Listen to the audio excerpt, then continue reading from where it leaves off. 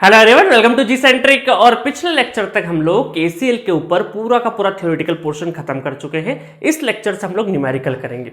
अब देखिए क्या होता है ना, बहुत सारे स्टूडेंट को लगता है कि सर केसीएल के ऊपर क्या ही न्यूमेरिकल करवा रहे हो आप, इतना आसान तो होता है। बट मैं आपको बताऊं, केसीएल के बेसिस पर बहुत अच्छे न्यूमेरिकल बन सकते हैं। और मैं आपको जब ये लेवल बढ़ाते जाऊंगा, एक एक क्वेश्चन कराते जाऊंगा और थोड़ा सा लेवल बढ़ाऊंगा, तब आपको रियलाइजेशन होगा कि केसीएल से किस तरीके से बहुत अच्छे क्वेश्चन बन सकते हैं। और एग्जामिनेशन में अगर इस तरह के क्वेश्चन आ गए तो हमारे लिए हेडेक भी बन सकता है अगर हमारी प्रैक्टिस अच्छी ना हो तो हम लोग केसीएल के ऊपर बिल्कुल जीरो लेवल से एडवांस लेवल तक सीखेंगे। और प्लस जो केसीएल है, अगर आने वाले जितने भी दूसरे सब कॉन्सेप्ट होंगे, लाइक हमारा टू पोर्ट हो, ट्रांजिट हो, जो भी नेटवर्क थ्योरी में आगे की चीजें पढ़ेंगे हम लोग, तो वहां पर मिक्सिंग जब क्वेश्चन आएगा तो केसीएल का बहुत बड़ा रोल रहेगा। ठीक है, तो मैं जैसे जैसे सिखाते जाऊं वैसे वैसे आपको करना है। देखिए, नेटवर्क सीखने का तरीका क्या है, जैसे ही क्वेश्चन देखा आपने, वीडियो को पॉज करना और पहले खुद से ट्राई करना। ठीक है, पहले क्या करेंगे, खुद से ट्राई करना। मैं मानता हूं शुरू में आपका पेन उठेगा नहीं, कहां से क्या करें क्या नहीं करें, थोड़ा सा गलत भी आएगा, कोई टेंशन वाली बात नहीं है। प्रोसीजर को फॉलो करना, आप राइट डायरेक्शन को फॉलो करिएगा। एक बार में क्वेश्चन नहीं होगा, दूसरी बार में नहीं होगा, तीसरी बार में नहीं होगा, चौथी बार में होने लगेगा। पहले क्वेश्चन पहले ट्राई में आप हो सकता है 2 स्टेप तक जाए, फिर 4 स्टेप तक जाए, फिर फाइनल तक जाए। तो आंसर लाना हमारा मोटिव नहीं है, राइट डायरेक्शन पर अप्रोच करना क्वेश्चन को, ये पहला मोटिव होना चाहिए हमारा। क्या करेंगे नेटवर्क सीखने के लिए कि राइट डायरेक्शन अप्रोच जो है वो हमारा राइट डायरेक्शन में होना चाहिए। आंसर एक क्वेश्चन में नहीं आएगा, 2 में नहीं होगा, 10 में नहीं आएगा, 11वें क्वेश्चन में आंसर आने लगेगा। बट अप्रोच क्या होना चाहिए, बहुत सिस्टमेटिक होना चाहिए। ठीक है, चलिए इस क्वेश्चन को करेक्ट कर दे, बहुत जल्दी से पढ़िए क्वेश्चन को और जल्दी से सॉल्व कर दीजिए। Find I1 I2 and I3। तो सबसे पहले क्वेश्चन को अच्छे से देखना है और पहले देखिए I1 I2 I3 है कहां, I1 I2 एंड I3, ये 3 करंट है और हमें अभी केसीएल यूज करना है ना, क्योंकि ऑब्वियसली कि केसीएल पढ़ा है तो केसीएल ही यूज करना है। तो यहां पर आप केसीएल अलग अलग जगह पे कहीं पर भी यूज कर सकते हैं। देखिए, सबसे पहले मैं बोलूंगा आपको कि सपोज करिए ये वाला पॉइंट अगर नजर आए थोड़ी देर के लिए, इस ए पॉइंट पर आपने केसीएल यूज किया है ना, थोड़ी देर के लिए आप कहीं पर भी कर सकते हैं, आंसर सेम आएगा। केसीएल ऐसा लिखना है ना, केसीएल एट ए। बहुत सारे स्टूडेंट क्या करते हैं कि डायरेक्टली यहीं पे इनकमिंग इक्वल टू आउटगोइंग करके मन में कैलकुलेशन कर लेते हैं। ऐसे लोग इंटेलिजेंट स्टूडेंट होते हैं जिनका सिलेक्शन एग्जाम में रुक जाता है। क्यों? क्योंकि इंटेलिजेंट पीपल की ये मिस्टेक होती है या ये कमी होती है कि वो लास्ट स्टेप की जो कैलकुलेशन वो मन में कर लेते हैं और वहीं पर कहीं ना कहीं दिक्कत होती है। तो आपको ये मन वाली कैलकुलेशन नहीं करना है। 2 मिनट लिख के देख लीजिएगा, गेट एग्जामिनेशन में प्रॉपरली टाइम रहता है, आपको सफिशिएंट टाइम रहेगा, 3 घंटे में 65 क्वेश्चन रहेगा, तो आपको बहुत आराम से करना है। तो चलिए केसीएल ए पे लिखेंगे तो क्या हो जाएगा, इनकमिंग और आउटगोइंग देखना है। तो इनकमिंग क्या क्या है, 7 इनकमिंग है। ठीक है, 7 एम्पेयर क्या है आपका, इनकमिंग है। 3 एम्पेयर भी क्या है, इनकमिंग है, इक्वल टू आउटगोइंग कितना है आपका, I1 प्लस I2 आउटगोइंग है, I1 प्लस I2 आउटगोइंग है। 1 2 3 4 1 2 3 4। ठीक है, ये काउंट भी कर लेना, नहीं तो एक कैलकुलेशन मिसिंग हो जाए। अब देखिए यहां पर एक इक्वेशन है, 2 अननोन है, I1 और I2 दोनों ही नहीं पता, तो इस इक्वेशन से हम लोग आंसर नहीं ला पाएंगे। फिर हम क्या करें, चलो किसी और जगह पे देखते हैं। थोड़ी देर के लिए हमने यहां किया, बी पॉइंट बनाया और केसीएल एट बी लिखा। क्या लिखा हमने, केसीएल एट बी। तो यहां पर इस नोट पर हम देखेंगे इनकमिंग और आउटगोइंग। तो इनकमिंग क्या क्या हो रहा है इस नोट पे, देखो इनकमिंग I2 इनकमिंग आ रहा है। ठीक है, I2 और आउटगोइंग बाकी और इनकमिंग है क्या, नहीं, सिर्फ नोड की तरफ आने वाला करंट सिर्फ इनकमिंग क्या है, I2 है। बाकी दोनों करंट क्या है आपके, आउटगोइंग है। तो बाकी दोनों आउटगोइंग है तो कितना लिख देंगे हम लोग, 4 + 3, तो कितना हो गया, I2 इक्वल टू 7 एम्पेयर, है ना। मेरी ओल्ड नेटवर्क वाली सीरीज देखोगे ना, तो उसमें ये मैं डायगोनल ब्रांच बनाना भूल गया था। तो बहुत सारे स्टूडेंट यहाँ पे कंफ्यूज होते हैं कि सर एक ब्रांच में 2 करंट कैसे फ्लो हो रहे, है ना। बट बहुत सारे लोगों ने कॉमन सेंस लगा लिया था, मैंने कमेंट बॉक्स में पिन कमेंट डाल दिया था कि डायगोनल ब्रांच यहाँ पे बना लेना। ठीक है, चलिए तो इस तरीके से आपका जो आंसर आया वो कितना आया, I2 7 एम्पेयर है। अब अगर I2 7 एम्पेयर हो गया है तो यहां पर 7 एम्पेयर डालो, तो ये 10 equal to I1 plus I2 कितना है, 7। तो I1 इधर चले जाएगा तो I1 कितना हो जाएगा, 10 में से 7 गया तो 3 एम्पेयर हो जाएगा। ठीक है, तो यहां पर ये आपका I1 आ गया, ये आपका I2 आ गया। ठीक है, I1 और I2 करंट दोनों ही कैलकुलेट हो गए। आप में से बहुत सारे स्टूडेंट ने यहां पर नोड नहीं लगा के कहीं और दूसरी जगह भी नोड लगाए होंगे, तो आंसर में कोई भी वेरिएशन नहीं आएगा। ठीक है, नेटवर्क की ये ब्यूटी है कि आप कोई सी भी मेथड से सॉल्व करो, अगर आपका अप्रोच सही है, सब कुछ सही है, तो आंसर सेम आएगा। अगर आंसर सेम नहीं आ रहा है, इसका मतलब क्वेश्चन में कहीं ना कहीं गड़बड़ है। तो आप कोई भी मेथड से सॉल्व करोगे, आपका आंसर सेम आना चाहिए अगर क्वेश्चन सही डिजाइन किया है तो। ठीक है, चलिए आगे बढ़े। अब आगे बढ़े तो अब I3 निकालने के लिए I1 और I2 आ चुका है। I3 निकालने के लिए यहां पर भी नोड लिख सकते हैं आप, चाहे तो यहां पर भी नोड लिख सकते हैं। ठीक है, यहां पर भी नोड लिख सकते हैं। अब बहुत सारे स्टूडेंट यहाँ कंफ्यूज हो जाते हैं कि सर ये I3 का डायरेक्शन इस तरीके से बनाया है, तो ये I3 इस तरीके से जा रहा होगा। बिल्कुल जा रहा होगा, क्योंकि कुछ स्टूडेंट ये एरो डायरेक्शन से कंफ्यूज हो जाते हैं। आपको जो क्वेश्चन में पूछा I1 I2 I3, तो I3 को ही पकड़ना है और उसकी डायरेक्शन अपने मन मुताबिक चेंज मत कर देना। आपको I3 पूछा, I3 का डायरेक्शन ये कुछ इस तरीके से इधर जा रहा है, तो इधर ही ऐसे ही आ रहा होगा, ऐसे ही आ रहा होगा, तो यहां पे डायरेक्शन कर दिया। तो हम क्या कर सकते हैं, यहां पर ABC C पॉइंट पे KCL लिख दें। अगर C पॉइंट पे KCL लिख दें तो कितना हो जाएगा, KCL एट C। ठीक है, तो यहां पर कितना हो जाएगा हमारा, इनकमिंग कितना है, इनकमिंग कुछ भी नहीं है, इनकमिंग क्या है, 0 है। आउटगोइंग कितना है, आउटगोइंग है I3 प्लस 7 प्लस 5, तो 7 4 11 और एक 12, तो I3 हो जाएगा उस साइड में जाके -12 एम्पेयर, -12 एम्पेयर। अब इस माइनस को आप प्लस नहीं करेंगे अपने मर्जी से, इस माइनस को माइनस ही रहने देना है। क्यों, क्योंकि यहां पर एरो का डायरेक्शन पहले से मेंशन था। एरो का डायरेक्शन क्वेश्चन के अकॉर्डिंग I3 का जो एरो है वो पहले से गिवन था, और हमें पूछा था इस डायरेक्शन के साथ, इस एरो डायरेक्शन के साथ I3 का क्या वैल्यू होगा, तो हम क्या बोलेंगे, -12 एम्पेयर बोलेंगे। ऐसा बिल्कुल नहीं करेंगे कि अपनी मर्जी से हम क्या कर दे, एरो चेंज कर दे। अच्छा, कोई मुझसे ये पूछे कि यहां पर इस I का वैल्यू क्या है, क्वेश्चन में तो नहीं पूछा। अगर मैं बोलूं कि ये I का वैल्यू बताइए, इस I का अगर कोई वैल्यू पूछे मुझसे, तो मैं क्या बोलूंगा कि जो करंट सोर्स का I है वो क्या हो रहा है, वो और आपका जो I3 है ये दोनों अपोजिट डायरेक्शन में। देखिए I3 और ये एरो दोनों क्या एक दूसरे के अपोजिट डायरेक्शन, मतलब -I3 के बराबर है।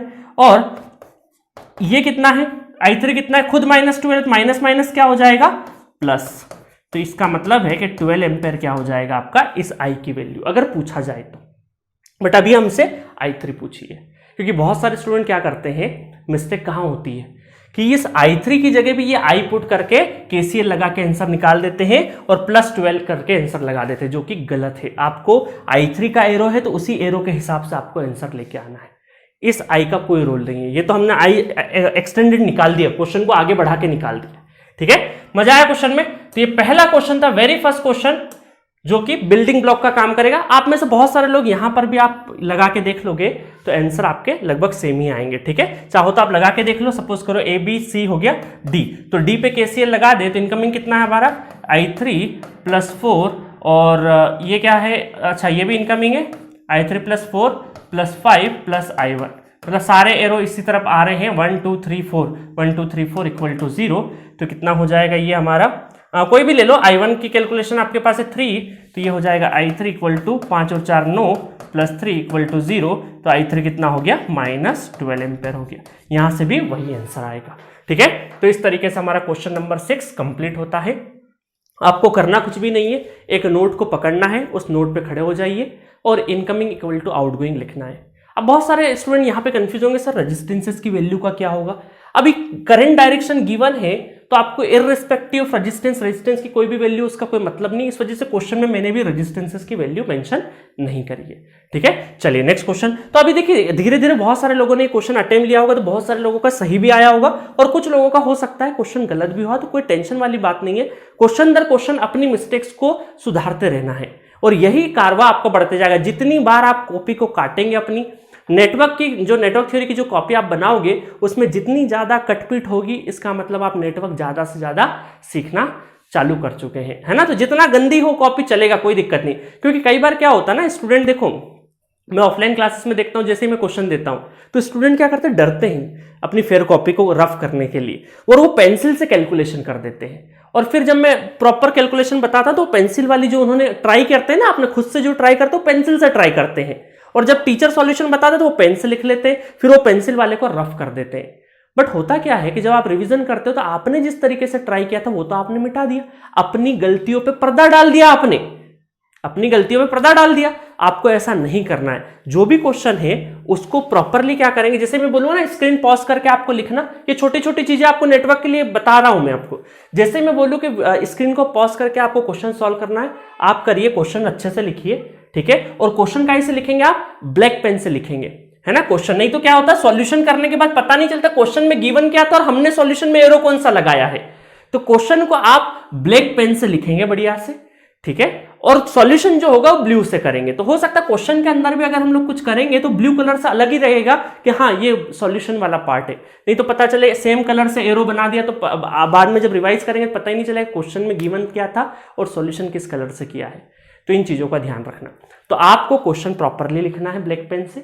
उसके बाद साथ में खुद का सॉल्यूशन, जब मैं बोलूंगा आप खुद ट्राई करिए तो अपना ट्राई करते रहना, ठीक है वहां तक ट्राई किया। उसके बाद फिर हमने देखा कि सर की मेथड, कि हाँ सर ने कैसे सॉल्व करवाया। चलो अपना अगर प्रोसीजर सर से मैच करता है तो वापस सॉल्व करने की जरूरत नहीं है। और अपना प्रोसीजर हो सकता है अपन ने किसी और से किया और सर ने कुछ और से करा रहे, मतलब मैं सर मतलब कोई भी फैकल्टी, ठीक है। तो मेरी मेथड या कोई भी फैकल्टी का मेथड आप डायरेक्टली लिखिए कि सर मेथड या फैकल्टी का मेथड, और उस मेथड को वापस से उस पर नोट डाउन कर लीजिए। तो इससे दो फायदे होंगे। एक तो अच्छा मान लीजिए आपने गलत कर दिया तो उसको गलत को भी आप अच्छे से काटेंगे, ऐसे बिल्कुल पूरा नहीं नोच नहीं कर रही है ना, नोच मत करना उसको, बहुत ज्यादा ऐसा खट खट खट खट खट खट ऐसा नहीं करना है। अपने को बिल्कुल प्यार से कटिंग करना है ना। किस तरीके से प्यार से कटिंग करना है, ये इस तरीके से प्यार से कटिंग करना है, ताकि अपनी मिस्टेक्स को जब अपन रिवाइज करें तो पता चले हाँ हमने इस क्वेश्चन को करने में यहाँ पे गलती करी थी, जो कि हमें नहीं करना। और फैकल्टी का मेथड भी आपको लिखना है। तो ये रहा ज्ञान प्रॉपरली कि किस तरीके से नेटवर्क के क्वेश्चन को प्रोसेस करना है, ठीक है। चलिए question number 7, find I1 and I2। तो कहां गिवन है, I1 यहां पे और I2 यहां पे, और यहां पे सोर्सेस भी लगे, करंट सोर्स, दो करंट सोर्सेस लगे हैं। अब इस क्वेश्चन को बहुत स्टूडेंट गलत तरीके से सॉल्व करते हैं। मैं आपको तरीका बताता हूं। पहली चीज कि यहां पर सपोज करो ये I1 करंट है, ये एरो ऐसा बताएं तो ये I1 कुछ इस तरीके से जा रहा होगा, इस तरीके से जा रहा होगा, इस तरीके से लूप में घुमा दिया मैंने और कुछ नहीं किया। तो मुझे पता चला कि ये एरो का डायरेक्शन और ये हमारा I1 का डायरेक्शन सेम है, और किसी लूप में अगर एक करंट सोर्स है तो उस लूप में वही करंट आपका फ्लो करेगा। तो यहां पर हम ये बोल सकते हैं कि I1 जो है हमारा, I1 क्या हो जाएगा, 6 एम्पेयर हो जाएगा। I1 क्या हो जाएगा, 6 एम्पेयर हो जाएगा। अब बहुत सारे स्टूडेंट यहां इस पॉइंट पे KCL लगाने लग जाते हैं, इनकमिंग इक्वल टू आउटगोइंग, है ना, इनकमिंग इक्वल टू आउटगोइंग लगाने लग जाते हैं। बट माय डियर आपको पता है कि यहां से 6 एम्पेयर आ रहा है थोड़ी देर के लिए, और इधर ये I1 करंट है, ये भी हमारा 6 एम्पेयर ही है, ये भी हमारा 6 एम्पेयर है। इसका मतलब ये करंट जंप करके डायरेक्टली यहीं पे जा रहा है, मतलब ये 6 एम्पेयर करंट हमारा इसी में फ्लो कर रहा है। सिमिलरली अगर 6 उधर नहीं जा रहा है तो 5 इधर भी नहीं आएगा, तो 5 भी कहां घूमता रहेगा, इस साइड भी घूमता रहेगा। देखिए ये I2 करंट है ना, I2, तो ये I2 का एरो इस तरीके से I2 का एरो बना रहा हूं। तो I2 का एरो और ये जो 5 एम्पेयर का एरो है दोनों अपोजिट डायरेक्शन में, तो क्या हम ऐसा बोल सकते हैं कि अपोजिट है तो I2 इक्वल टू क्या हो जाएगा, -5 एम्पेयर हो जाएगा। ठीक है, समझ में आया आपको। तो इसका मतलब है कि देखिए यहां पर आप KCL लगाने का ट्राई करेंगे भी तो आपको पता चलेगा कि I1 6 एम्पेयर और ये भी 6 एम्पेयर है। इसका मतलब ये आपका कहां जाएगा, ये 5 मतलब ये 6 एम्पेयर इसमें ही फ्लो कर रहा है, तो ये 5 एम्पेयर भी इसी में फ्लो करेगा। और प्रैक्टिकल एस्पेक्ट बताऊं ना मैं आपको, तो ये 6 एम्पेयर उधर एंटर कर ही नहीं सकता, क्योंकि इसके पास वापस रिटर्न पाथ नहीं है वापस, क्योंकि करंट जितना करंट जाएगा उतना करंट वापस आएगा। यही तो KCL है, जितना गया है उतना वापस आना चाहिए। तो इस पॉइंट पे खड़े होकर हम बोलें कि अगर यहां पर 6 गया है तो वापस 6 लौटना चाहिए, तो ये वापस लौटने के लिए हमारे पास रिटर्न पाथ नहीं है। इस वजह से मैंने इस तरीके से भी बताया, एरो से भी बताया, 2-3 तरीके से बताया कि ये 6 एम्पेयर करंट इसी में फ्लो करेगा, ये इसी में फ्लो करेगा। मतलब इस तरह का अरेंजमेंट जब भी आए तो आपको ध्यान रखना है कि अपने अपने लूप का करंट अपने अपने ही फ्लो करेगा, क्योंकि रिटर्न पाथ की फैसिलिटी नहीं है। समझ में आ गया। चलिए नेक्स्ट क्वेश्चन। तो ये ध्यान रखना इन दोनों का, क्योंकि I1 का डायरेक्शन तो इस करंट सोर्स के सेम डायरेक्शन में था, इसलिए 6 एम्पेयर पॉजिटिव का, और ये करंट और ये करंट सोर्स का डायरेक्शन दोनों का अपोजिट है, इस वजह से -5 एम्पेयर। चलिए next question. Use KCL to obtain I1, I2 and I3।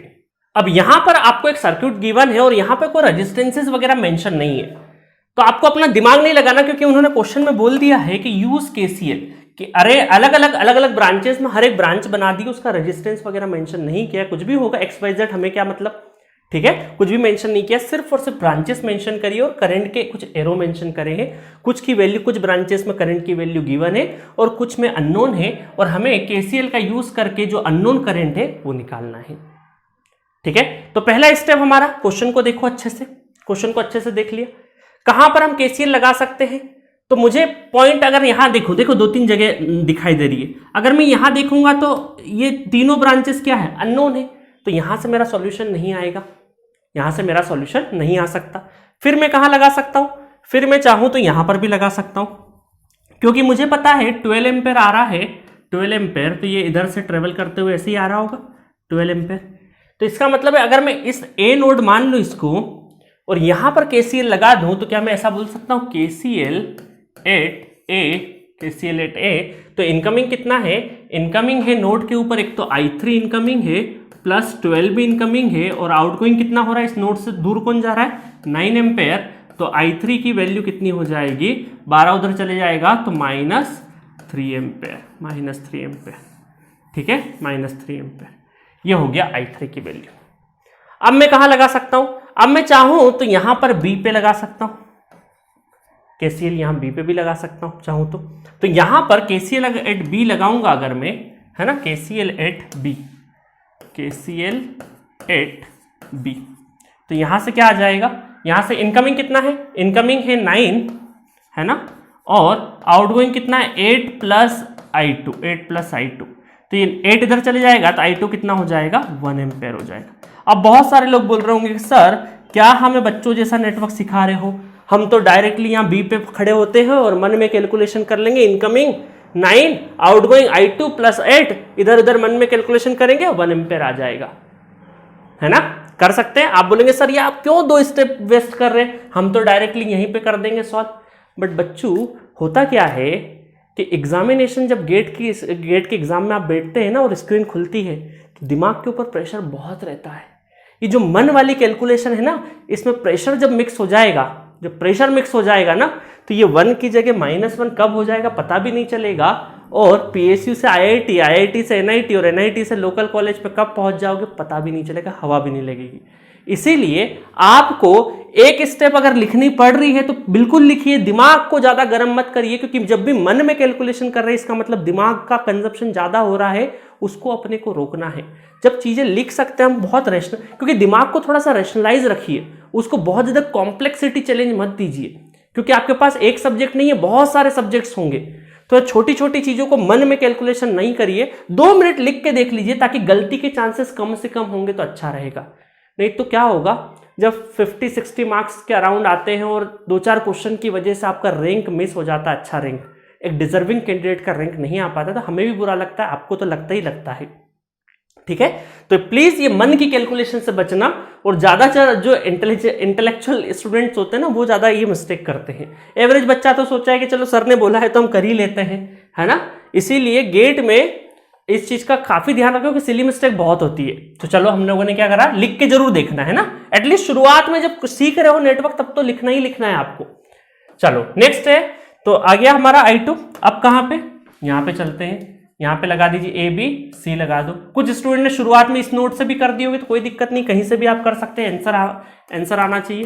KCL eight C point, तो इनकमिंग कितना है, इनकमिंग है 8, आउटगोइंग कितना है 12 प्लस I1, है ना, ये I1 क्या है हमारा, आउटगोइंग है, तो इनकमिंग है हमारा 8 एम्पेयर और आउटगोइंग है 12 और I, तो I कितना हो जाएगा, I1 हो जाएगा -4 एम्पेयर, तो these are the answers, I1 -4, I2 1 ampere, I3 -3 ampere.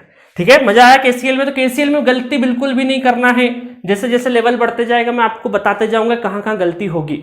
आप में से बहुत सारे स्टूडेंट एक बार में सही नहीं करेंगे, दिक्कत वाली बात नहीं है, गलतियां होगी। शुरुआत में हमें भी हवा नहीं लगती थी जब हम स्टूडेंट थे कि क्या करें, शुरुआत कहाँ से हो, पेन की स्टार्टिंग नहीं होती थी, बस एक बार स्टार्टिंग मिल जाए, यही बोलते रहते थे हम अपने आप से। तो कोई दिक्कत नहीं, ये चीज आपके साथ भी होगी, और ऐसा हो रहा है तो इसका मतलब आपकी लर्निंग हो रही है। ठीक है, चलिए नेक्स्ट क्वेश्चन की तरफ बढ़ते हैं। नेक्स्ट क्वेश्चन है फाइंड I1 एंड I2। तो सबसे पहले I1 I2 कहां देखें, ये है I1 और ये है I2। दो करंट हमें नजर आ रहे हैं और दोनों को हमें फाइंड आउट करना है। ठीक है, आप कहीं पर भी केसीएल लगा सकते हैं अपनी मर्जी के मुताबिक। तो मुझे सबसे पहला केसीएल तो यहां पर नजर आ रहा है कि क्यों ना हम इस ए पॉइंट मान ले इसको नोड और यहां पर केसीएल लगा दे। तो 1 2 3 ब्रांचेस कनेक्ट है, एक अननोन है, दो नोन है, तो हमारा काम आसान हो जाएगा। तो हम चलो लगा देते हैं इस बात पे। तो केसीएल एट ए लगा देंगे तो इनकमिंग कितना है I1 और आउटगोइंग कितना है 2 + 5, so that is 7 एम्पेयर। तो I1 करंट हमारा सॉल्व हो गया। उसके बाद आप कहां पे लगा सकते हैं, आप लगा सकते हैं, देखिए 6 एम्पेयर यहां पे करंट गिवन है, इसका मतलब यहां पर भी 6 एम्पेयर करंट है। ठीक है, यहां पर भी 6 एम्पेयर करंट है। ठीक है, यहां पर भी 6 एम्पेयर करंट है, यहां पर भी 6 एम्पेयर करंट है। अगर एरो दे दिए इसका मतलब उस ब्रांच में जब तक ब्रांच डिवाइड नहीं हो उस ब्रांच में सेम ब्रांच में वही करंट फ्लो करेगा चाहे वोल्टेज सोर्स लगा हो। ठीक है, तो 6 एम्पेयर ऐसे ही फ्लो हो रहा होगा, हमने एरो बना के, ये भी 6 एम्पेयर है ना, ये 6 एम्पेयर इस तरीके से। इस एरो को मैंने थोड़ा सा ऐसा कर दिया क्योंकि यह विजुअलाइजेशन नहीं होता शुरू में कि यहाँ पे एरो दे दिया स्मार्टली क्वेश्चन बनाने वाले ने, तो ये एरो यहीं से तो आ रहा होगा। तो इसका मतलब अब देखो यहां पर क्लियरली हमें दिख रहा है, थोड़ा सा कलर बदल लेते हैं, यहां पर हम क्लियरली दिख रहा है कि इसको अगर मैं बी पॉइंट मान लूं तो यहां पर I2 की गुत्थी सुलझ सकती है।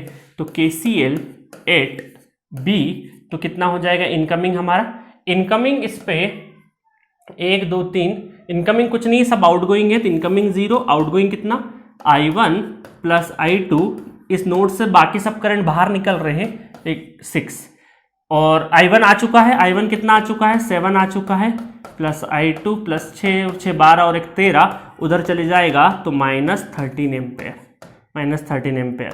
तो ये हो गए हमारे I1 और I2। अब देखो मैं 2-3 मेथड और बता देता हूं, बहुत सारे स्टूडेंट ने क्या किया होगा, या मैं और एडिशनल थोड़ा सा एक्सप्लेन कर देता हूं ताकि ये आपको आगे भी काम आए।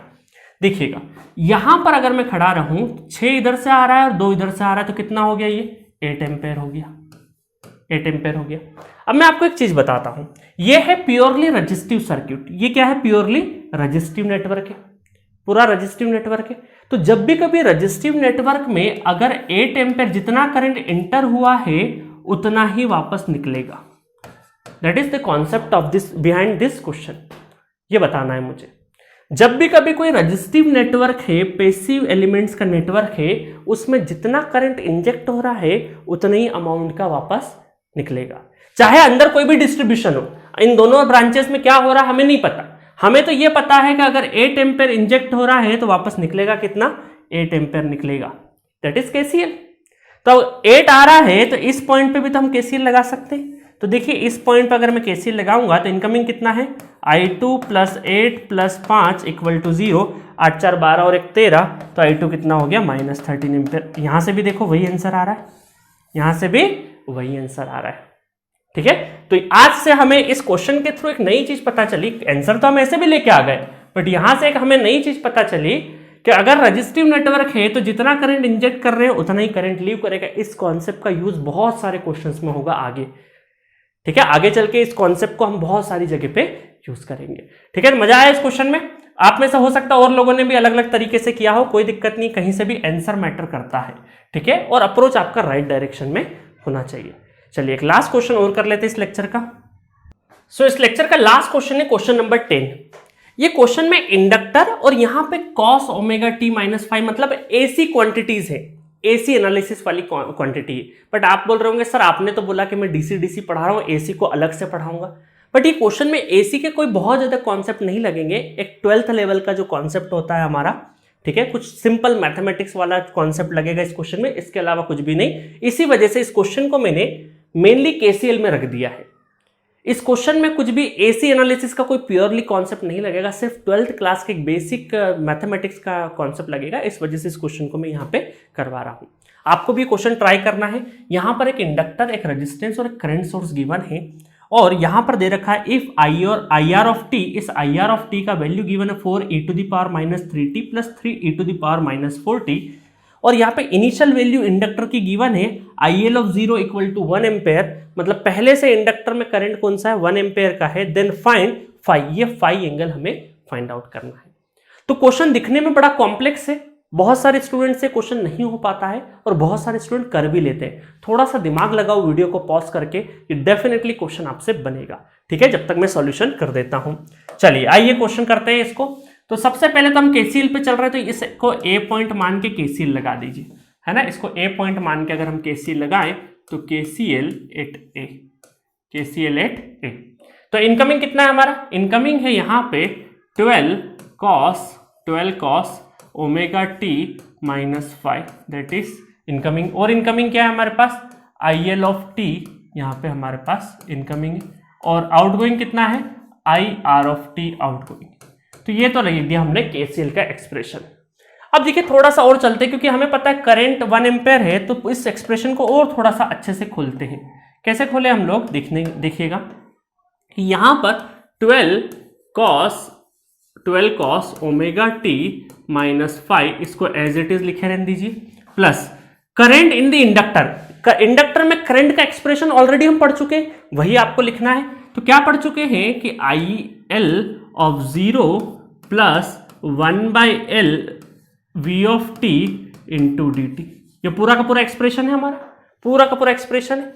Equal to IR of t, भी हमें वैल्यू गिवन है IR ऑफ टी की, तो ये वैल्यू भी हम लोग यहाँ पे लिख देते हैं। इसको थोड़ा सा मैं इस साइड ले आता हूँ और थोड़ा छोटा भी कर देता हूँ, ठीक है, ताकि हम लोग यहाँ पे प्रॉपरली लिख सकें। और ये वैल्यू लिख देता हूँ 4e⁻³ 3t प्लस 3e⁻⁻4t। ठीक है, ये लिख दिया। चलिए अब हमारे पास क्या गिवन है, IL of 0 equal to 1 given है। तो क्या हम ऐसा करते हैं कि इस एक्सप्रेशन में t इक्वल टू 0 पुट कर देते, इस एक्सप्रेशन में t इक्वल टू 0 पुट कर देते, कि t इक्वल टू 0 पे क्या है वो देख लेते हैं थोड़ी देर के लिए। तो t इक्वल टू 0 पुट कर दिया हमने, तो ये वाला क्या हो गया 12 cos 0 माइनस 5, ठीक है, प्लस यहां पर जैसे t इक्वल टू 0 पुट किया तो ये वाली जो एक्सप्रेशन है, ये मैंने बताया था कि IL ऑफ 0 कितना रहेगा, वो वैल्यू गिवन है। बट ये वाली जो एक्सप्रेशन है 0 से लगा के आगे ग्रेटर देन 0 के लिए अप्लीकेबल है। ये किसके लिए अप्लीकेबल है, ग्रेटर देन 0 के लिए। और मैं अभी t इक्वल टू क्या कर रहा हूं, 0 पुट कर रहा हूं, तो ये एक्सप्रेशन मेरी क्या हो गई, अल्टीमेटली ये एक्सप्रेशन 0 हो गई। तो इसका मतलब है कि यहां पे सिंपली IL ऑफ 0 ही रहेगा, और यहां पर क्या हो जाएगा 4e⁻0 प्लस 3e⁻0।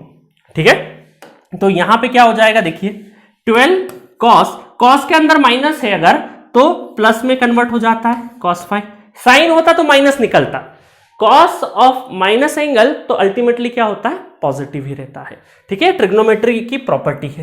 प्लस यहां पर ये कितना है 1 एम्पेयर गिवन है, और 4 और 3 कितना हो गया 7, क्योंकि किसी की पावर अगर 0 इसका मतलब क्या है 1 है ना। e⁻0 किसी की पावर भी 0 है तो क्या हो जाता है 1 हो जाता है। ये जब मैं IIT JEE का एडमिशन लेने गया था ना किसी बड़ी बड़ी कोचिंगों में, तो वहां पे मुझसे इंटरव्यू पूछा था और मैं ये आंसर नहीं कर पाया था, यकीन मानिए, है ना। तो कई बार छोटी छोटी चीजें हमें याद नहीं रहती है।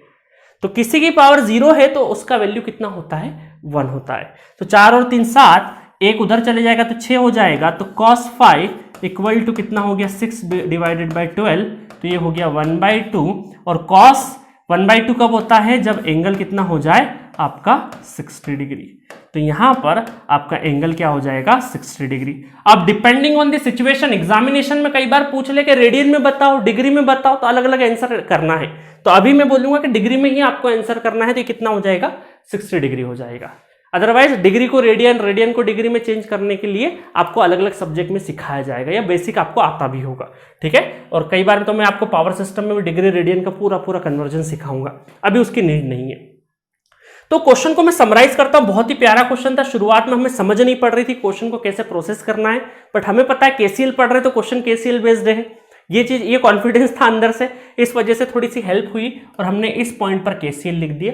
केसीएल लिखने के बाद फिर हमें लगा कि अब क्या करें, तो हिंट के लिए IL of 0 equal to 1 ampere था, तो हमने पूरी एक्सप्रेशन को t इक्वल टू 0 से रिप्लेस कर दिया।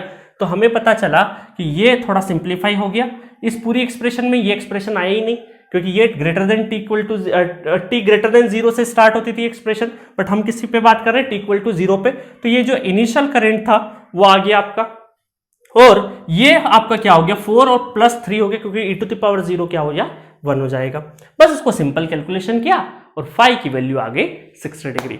तो बहुत ही अच्छा क्वेश्चन था। तो 10 क्वेश्चन हम लोगों ने कर लिए हैं, पूरे पूरे केसीएल पे नहीं है, क्योंकि हमारा क्वेश्चन का जो नंबरिंग स्टार्ट हुआ है वो कहां से स्टार्ट हुआ है, 6 नंबर से, क्योंकि 5 क्वेश्चन हम लोग पहले चार्ज एंड करंट में कर चुके हैं। तो मजा आया। थोड़ा सा मैं रिवाइज करवा देता हूं इस लेक्चर को, और अगले अभी केसीएल खत्म नहीं हुआ, नेक्स्ट लेक्चर में और अच्छे लेवल के 2 प्रॉब्लम में करवाऊंगा, और उससे आपको प्रॉपर तरीका पता चलेगा कि किस लेवल का क्वेश्चन केसीएल से पूछा जा सकता है। इस लेक्चर में थोड़ा सा बेसिक अंडरस्टैंडिंग दी हमने, लेवल बढ़ाया। देखो पहला क्वेश्चन हमने देखा बहुत आसान वाला, फिर दूसरा वाले में पता चला कि अपने अपने लूप का करंट अगर रिटर्न पाथ अवेलेबल नहीं है तो अपना करंट अपने में ही रहता है, ये कॉन्सेप्ट हमें पता चला। इस वाले से हमें पता चला, वापस केसीएल की एक प्रैक्टिस करने के लिए मैंने क्वेश्चन करवाया, ठीक है। इस क्वेश्चन से हमें ये पता चला कोई भी रजिस्टिव नेटवर्क जितना करंट जा रहा है उतना ही रिटर्न होता है, ये एक चीज पता चली, और बाकी तो हम आंसर तो कर ही दिए थे, ठीक है। ये कॉन्सेप्ट पता चला। इस क्वेश्चन से हमें पता चला केसीएल लिखने के बाद जो गिवन आपका डेटा है वो कितना यूजफुल हो सकता है क्वेश्चन सॉल्व करने के लिए, और उसी से हमारा सॉल्यूशन हुआ है। तो एट दिस नोट ये लेक्चर हमारा फिनिश होता है। नेक्स्ट लेक्चर से, अभी केसीएल के न्यूमेरिकल फिनिश नहीं हुए, नेक्स्ट लेक्चर में 2 बहुत ही इंपॉर्टेंट और बहुत ही जबरदस्त क्वेश्चन कराऊंगा, जिससे कि आपको पता चलेगा केसीएल से कितने अच्छे लेवल के क्वेश्चन फॉर्म हो सकते हैं। तो मिलेंगे नेक्स्ट लेक्चर में गुड क्वेश्चंस के साथ। Thank you.